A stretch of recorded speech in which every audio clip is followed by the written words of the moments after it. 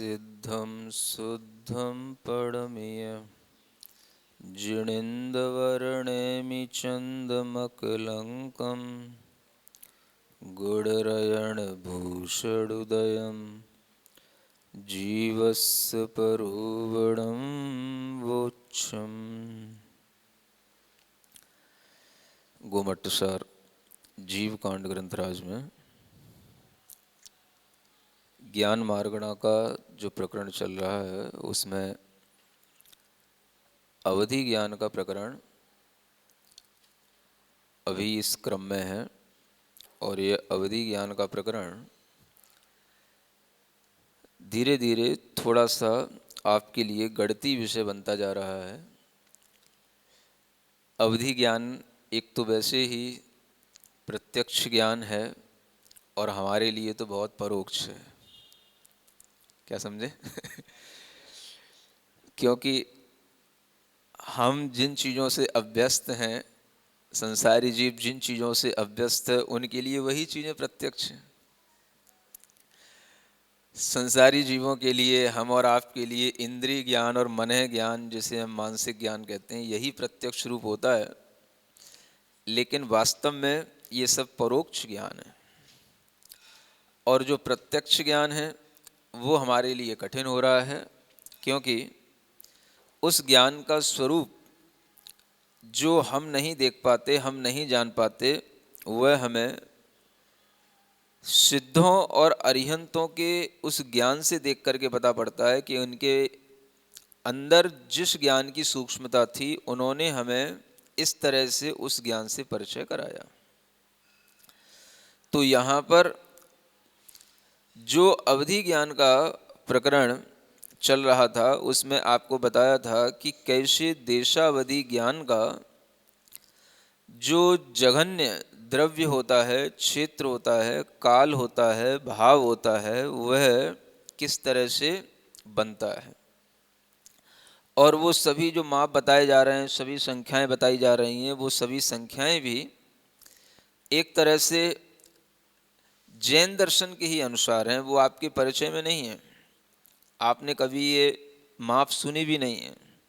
अंगुल का संख्यात्मा भाग, पल्य का संख्यात्मा भाग, सूच्यंगुल का संख्यात्मा भाग, घन प्रतर, घनांगुल का संख्यात्मा भाग, ये सब चीज़ें आपने कभी सुनी नहीं है।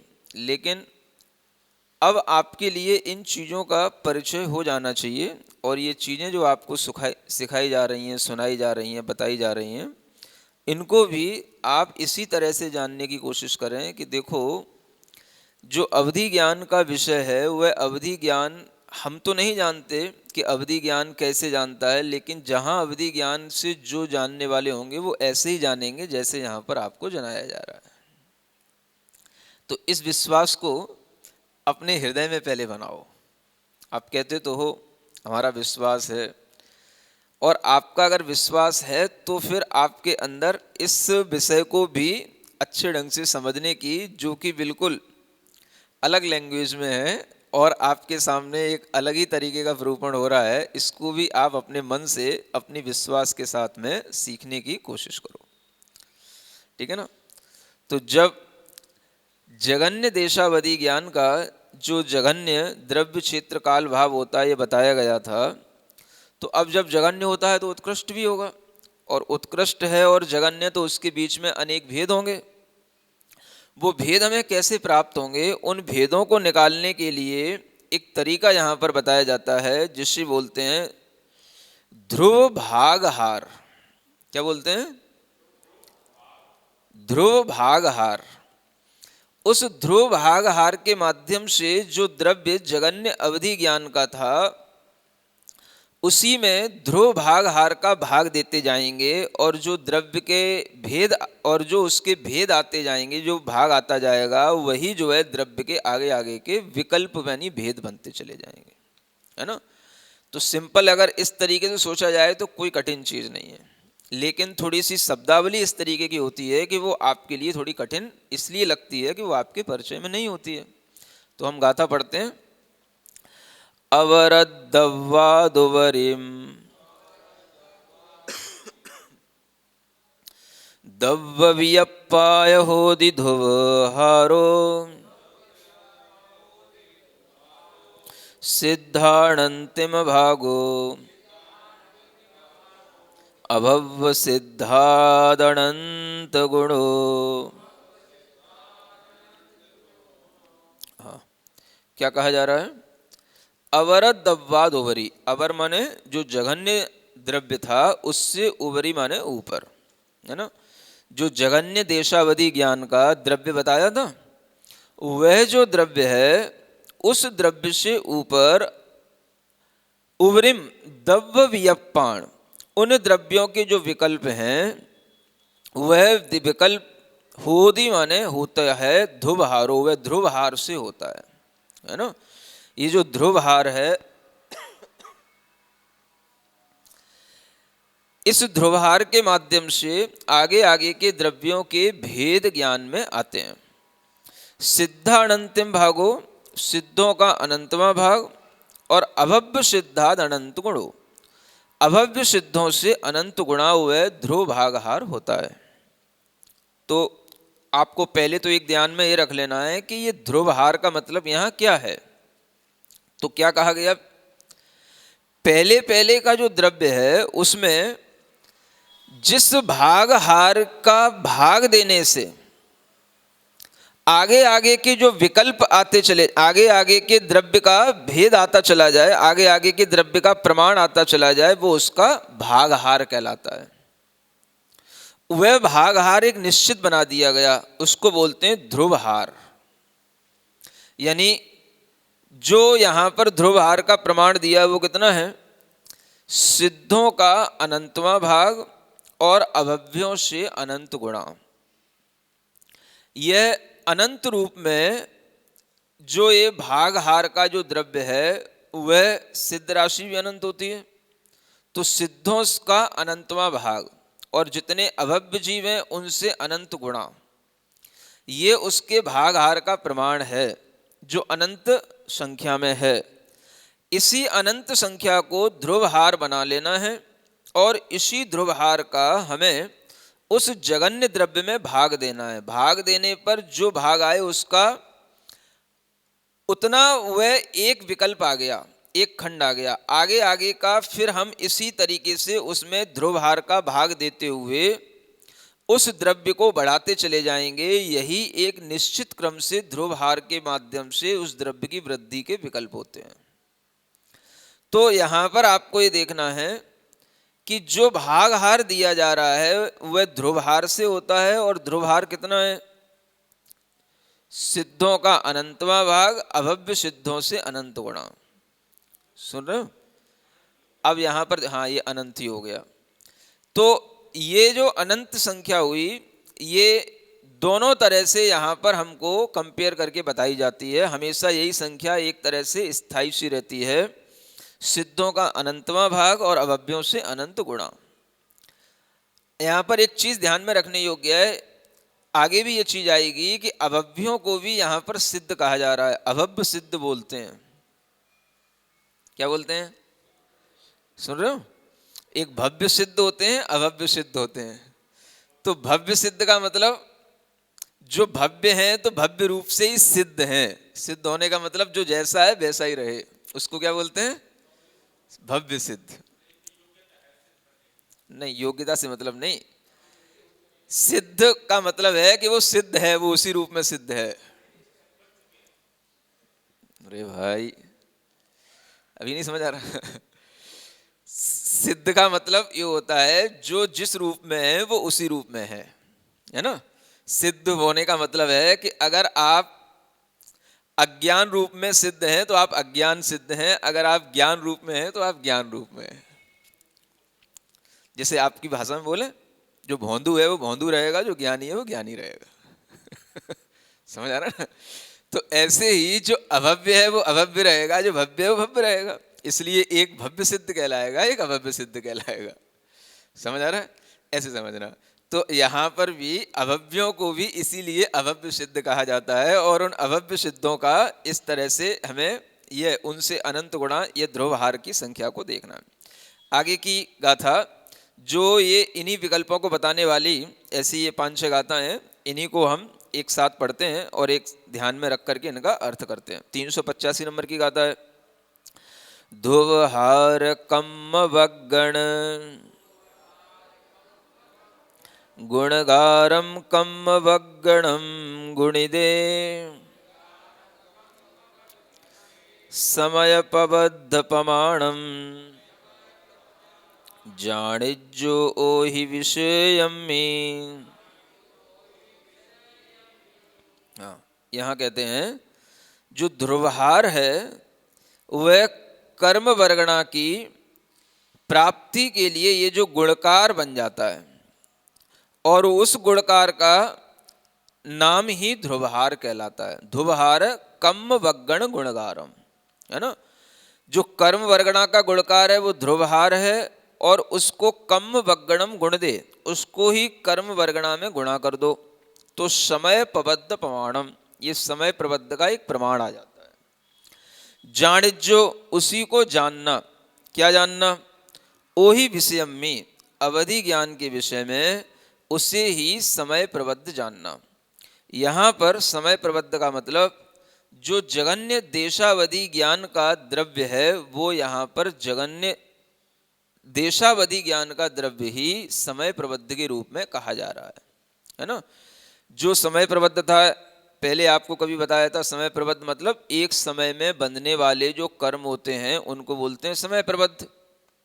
लेकिन यहाँ पर समय प्रबद्ध जो ये संज्ञा है वो किसकी है कि जो जगन्य देशावधि ज्ञान का जो द्रव्य है वही समय प्रबद्ध कहलाता है। और वह कितना होता है तो उसके लिए यहाँ पर कहा कि जो कर्म वर्गणा का गुणकार करने से ध्रुवहार आता है उसको पुनः कर्म वर्गणा में गुणा कर देने से समय प्रबद्ध आ जाता है और वही जगन्य देशावधि ज्ञान का विषय बनता है। फिर आगे कहते हैं मणदव्य वग्गणान वियप्पाणन्तिम समम खुधुवहारो अवरोवरस्य विशेषा रुवह्या तव्य पाहु। कभी कभी वो चीज भी सुना करो जो कभी सुनी नहीं है, ठीक है ना। और कभी कभी आपके लिए ऐसा लगना चाहिए कि धर्म का मतलब केवल इतना ही नहीं है जो हमने सुन रखा होता है और जो कहानी किससे हमें इंटरेस्ट देते रहते हैं, केवल उसी का नाम जो है स्वाध्याय होता है। असली स्वाध्याय वो होता है कि जो चीज़ें हम नहीं जानते उन्हें जाने। सुन रहे हैं? और ऐसी चीज़ें जानने में जिनका मन लगता है वही भव्य सिद्ध जीव कहलाते हैं। क्या बोलते हैं उन्हें? हाँ, तो आपके लिए यहाँ पर जो ये ज्ञान दिया जा रहा है, ये ज्ञान यद्यपि सामान्य लोगों के लिए बिल्कुल ऊपर ही जाने वाला है, सबके लिए हमें पता है बाउंसर हो रहा है लेकिन फिर भी कभी कभी इसी तरीके की बॉलिंग भी करनी पड़ती है ताकि देखना पड़ता है कि बैट्समैन कितना खिलाड़ी है ठीक है ना। हाँ, मजा हुआ है। मणदव्य वग्गणान, आचार्य कहते हैं इसी ध्रुवहार को, अब यहाँ पर ये चर्चा है इन गाथाओं में सिर्फ ध्रुवहार की चर्चा है। तो एक तो ध्रुवहार बता दिया, ध्रुवहार का मतलब समझ गए ना आप। जैसे कि कोई द्रव्य अपने पास में रखा हुआ है और उस द्रव्य को, द्रव्य का मतलब ऐसे समझ के चलो, ऐसे मान लो अपने पास में अनाज रखा हुआ है ना। अब मान लो 10 किलो अनाज रखा हुआ है। अब उस 10 किलो अनाज में हमें जो है उसकी वृद्धि धीरे धीरे करना है। तो कितनी वृद्धि करना है? तो आप ऐसे मान के चलो कि हमने उसका एक भाग हार निकाल लिया, यानी कि माने हमने उसमें एक 200 ग्राम का एक भागाहार बना लिया, एक आपकी भाषा में समझाने के लिए, ठीक है ना। तो 200 ग्राम द्रव्य हमें हर बार बढ़ाते जाना है उसमें, बस इतना सा खेल और कुछ नहीं है। तो आपके पास में जो मिनिमम जो द्रव्य था वो कितना था? 10 किलो।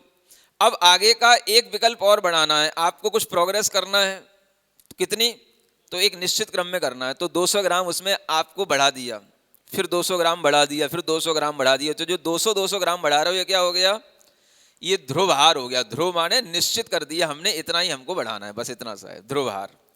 तो अब वो ध्रुवहार कितना होता है, चूंकि यहाँ पर ये प्रत्यक्ष ज्ञान का विषय है, ये अपने लिए अलौकिक ज्ञान का विषय है, तो उस ध्रुवहार का प्रमाण बताने के लिए यहाँ पर बताया जा रहा है कि एक तो ध्रुवहार वो सामान्य रूप से जानना जो ऊपर बताया था, कितना सिद्धों से अनंत गुण, सिद्धों का अनंतवां भाग और अभव्यों से अनंत गुणा, एक तो ये ध्रुवहार हो गया उसका, ठीक है ना। जो जगन्य देशावधि का द्रव्य था उसको बढ़ाने के लिए, विकल्पों को उसके और ऊपर तक ले जाने के लिए ध्रुवहार बनाया था। तो एक तो ये ध्रुवहार सामान्य रूप से हो गया, अब इसी को विशेष रूप से और बता रहे हैं, है ना, क्योंकि वह अनंत को आप एक रूप से न जान पाओ तो और दूसरे रूप से जान लो। तो यहां पर इस गाथा नंबर 386 में वही बताया जा रहा, मन दव्य बगड़ाण वियप्पा, जो मन द्रव्य वर्गणा होती है ना, अब जिससे मन बनता है वो मनोद्रव्य वर्गणा कहलाती है। क्या समझे, कर्म बनते हैं वो कर्म वर्गणा कहलाती है, जिससे हमारे अंदर मन की रचना होती है वो मनोवर्गणा कहलाती है। और ये जो वर्गणाएं होती हैं, इन वर्गणाओं में अनंत अनंत परमाणु होते हैं, कर्म के बंध भी होते हैं, वो भी अनंत परमाणुओं के साथ होते हैं। मन की जो रचना हो रही है, मन में निरंतर जो द्रव्य वर्गणाओं का आश्रव हो रहा है, वह जिससे मन वर्गणा बनी मनोद्रव्य बना रहता है, तो उस मनोवर्गणा का जो द्रव्य होता है वो भी अनंत संख्या प्रमाण होगा, क्योंकि वर्गणाओं में अनंत परमाणु होते हैं। तो इसलिए यहां पर जो अनंत संख्या वाली चीजें हैं उन्हीं को सामने रख करके हमें उस ध्रुवहार का प्रमाण बताया जा रहा है। तो मन द्रव्य वर्गणा का जो विकल्प है, भेद है, वो अनंतिम समम खु ध्रुवहारो, है ना। वह जो ध्रुवहार आता है वह ध्रुवहार कैसे आता है, तो यहां पर एक तरीका और बताया जा रहा है, अवर उक्कस्य विशेषा, अवर माने जगन्य, उक्कस्य माने उत्कृष्ट। अवर और उत्कृष्ट में जो विशेष है, माने जो उसमें जगन्य से उत्कृष्ट करने में जो विशेष माने अधिक है, उसी में हमने रूप अधिक एक संख्या और बढ़ा दो, तब वियप्पाहु, उसके जो विकल्प आएंगे, इन विकल्पों का अनंतवां भाग जो होगा वो जो है ध्रुवहार होगा, है ना। अब आपको पहले तो ये समझ लेना है ये क्या है, अवर उक्कस्य विशेषा। देखो ये बड़ी सिंपल सी चीज है, अवर माने जगन्य और उत्कृष्ट माने अधिक, उसमें जो है विशेष करके आपको एक रूप अधिक कर देना, वो उसके विकल्प आ जाते हैं। इसको आप एक गणित सूत्र समझ सकते हो। जैसे मान के चलो, जगन्य मान ली हमने एक संख्या है और उत्कृष्ट मान ली हमने 10 संख्या है, ठीक है ना। तो एक संख्या से लेकर के 10 संख्या तक जो विकल्प होंगे, भेद होंगे, वो कितने होंगे, कितने होंगे, एक से लेकर के 10 तक के अगर हम उसमें भेद देखेंगे तो वो भेद भी 10 ही होंगे। समझ आ रहा है।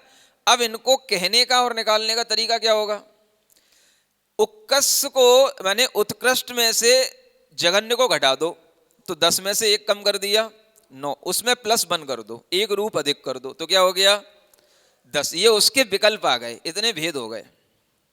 बस इतना सा तो है, और क्या है, नहीं समझ आ रहा समझ आ रहा है। या हम यूं कह लें कि जगन्य से उत्कृष्ट में कितना विशेष हो गया। अब हम ऐसे भी देखें कि 1 से 10 में कितना अधिक हो गया, कितना विशेष हो गया, तो 9 विशेष हो गया, और उसमें हमने रूप अधिक कर दिया, एक अंक और अधिक कर दिया, तो वो 10 हो गया, तब भी 10 हो गया, तो भी 10 विकल्प आ गए। समझ आ रहा है ना। जब भी हमें किसी भी जगन्य और उत्कृष्ट संख्या के बीच के भेद निकालने पड़ेंगे, तो उन भेदों का निकालने का तरीका यही है कि उत्कृष्ट में से जगन्य संख्या घटा दो, उसमें प्लस 1 करो, तब वो विकल्प आएगा, ठीक है ना। जैसे मान लो आपने 5 संख्या से लेकर के 16 संख्या तक के आपको विकल्प निकालना है। क्या समझ में आया, 5 से लेकर के 16 संख्या तक के, तो भेद का मतलब कैसे हो गया, जैसे 5 के बाद एक 6 आया, 1 हो गया, समझ रहा है, 6, 7, 8, 9, 10, 11, समझ आ रहा है। अब आपने क्या किया, भेद निकालना है आपको तो 5, 6, 7, 8, 9, 10, 11 तक के आपको भेद निकालना है, 5 से लेकर के 16 तक के, है ना। तो अब आपको 16 तक के विकल्प निकालने के लिए क्या करना पड़ेगा, 16 में से 5 घटाओ और 11 में आया तो उसमें 1 जोड़ दो, तो 12 विकल्प हो जाएंगे। अब आप उसको उंगलियों पे गिन लो तो 5, 6, 7, 8, 9, 10, 11, 12, 13, 14, 15, 16, 12 विकल्प आ गए। नहीं समझ आ रहा, इतना ही होगा ना। तो ये भी एक गणित है ना समझने के लिए। तो इसी तरीके का यह गणित यहां पर आपको इसमें लगाना है। किसको निकालने के लिए, ध्रुवहार को निकालने के लिए। मनोद्रव्य वर्गणाएं का जो जगन्य और उत्कृष्ट भेद है उसमें एक रूप अधिक करके उसी का फिर जो विकल्प आएंगे उसके जितने भेद बन जाएंगे उनका भी अनंतमा भाग कर देना है, तो जो बनेगा वो भी एक ध्रुवहार कहलाएगा। ये ध्रुवहार विशेष कहलाएगा, है ना। एक तो सामान्य ध्रुवहार बता दिया कि सामान्य से आप ऐसा जान लो सिद्धों का अनंतमा भाग अवयवों से अनंत गुणा, और विशेष रूप से जानना है तो ऐसे जानो मनोवर्गणाओं के माध्यम से।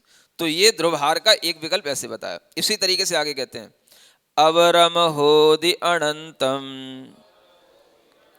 अनंत भागेण अहियमोक्कसम्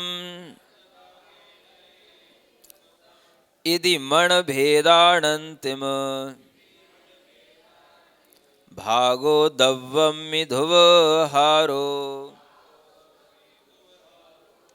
हाँ, अब यहाँ क्या कहते हैं, अवर माने जगन्य, वो तो होता है अनंत, अवरम होदि अनंतम, अनंत भागेण अह्यम औक्कसम, और उसका भी अनंतमा भाग से जो अधिक होगा वो उत्कृष्ट होगा। अब ये स्पष्ट है अपने आप में। यदि मन भेदान अंतिम भागो, इस तरह से मन भेद के माने मनोवर्गणा द्रव्य वर्गणा थी उसके भेद के जो अनंतमा भाग है वो द्रव्यम्य ध्रुवहारो, वह जो है ध्रुवहार हो जाता है इस द्रव्य के लिए, है ना। जो जगन्य देशावधि का जो द्रव्य था उसके लिए ध्रुवहार ये बन जाता है। तो ये जो मनोवर्गणा का जो द्रव्य था वह जगन्य भी अनंत है, क्योंकि मनोवर्गणा अपने आप में अनंत परमाणुओं को लिए हुए है, तो जगन्य भी अनंत है। और उसमें हम उत्कृष्ट भी लेंगे तो वो भी अनंत ही होगा, लेकिन वो कितना, उसके अनंतवें भाग से अधिक करने पर जो आएगा वो उसका उत्कृष्ट कहलाएगा, है ना। यानी कि हमने उसमें अनंत का भाग दिया और भाग देने के बाद में जो आया, जो लब्ध आया उसी को उसमें ऐड किया और उसके बाद में जो सरप्लस हो गया वही उसका उत्कृष्ट द्रव्य हो गया। ये जो है उसका जो द्रव्य निकला ये उसका भागहार बन गया। उसी चीज को यहाँ पर इस तरह से फिर बताया गया। फिर आगे बढ़ते हैं। ध्रुवहारस्य पमाणम सिद्धाणंतिम पमाणमित्तम्पि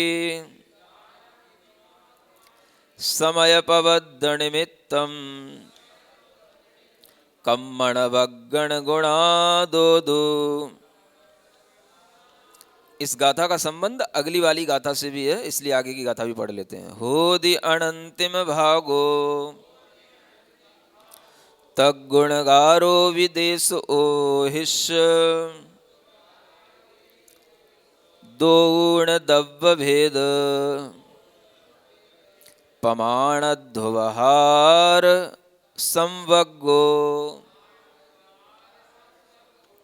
हाँ, क्या है, ध्रुवहारस्य प्रमाणम, जो ध्रुवहार का प्रमाण है वह सिद्धों का अनंतमा भाग है। ये तो आपसे कहा ही था, इसको तो ध्यान में रखना ही है।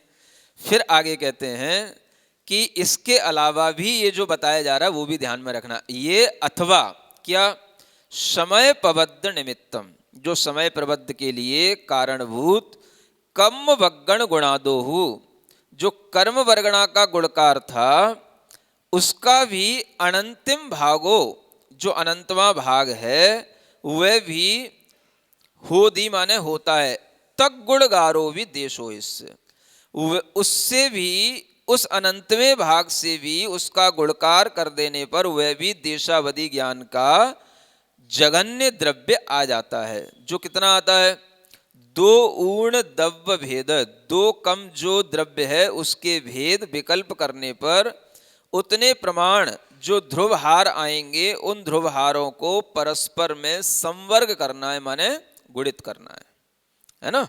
अब जो आपको समझ आया तो वह आपकी समझ में इतना ही आ जाना चाहिए कि एक तो ध्रुवहार का प्रमाण यहाँ सामान्य रूप से बताया जा रहा है और एक विशेष रूप से बताया जा रहा है। जो विशेष रूप से बताया गया वो कर्म वर्गणा की अपेक्षा से भी बताया गया और मनोवर्गणा की अपेक्षा से भी बताया गया। तो यहाँ पर उसी को बताने के लिए कहा गया है कि जो देशावधि ज्ञान का द्रव्य है उसके जो भेद हैं उसमें दो कम करके उसका जो प्रमाण आएगा वो प्रमाण ही ध्रुवहार मान लेना और उस ध्रुवहार को आप परस्पर में वर्ग कर देना। इस प्रकार से वर्ग करने पर यह गुणकार जो निकल के आ जाएगा यही उसका आप द्रव्य जान लेना या उसके भेद जान लेना जो आगे बताया जाना है। ठीक है ना। इतना ही आपको आज बताना था क्योंकि कठिन विषय थोड़ा थोड़ा ही जानना चाहिए। ठीक है ना।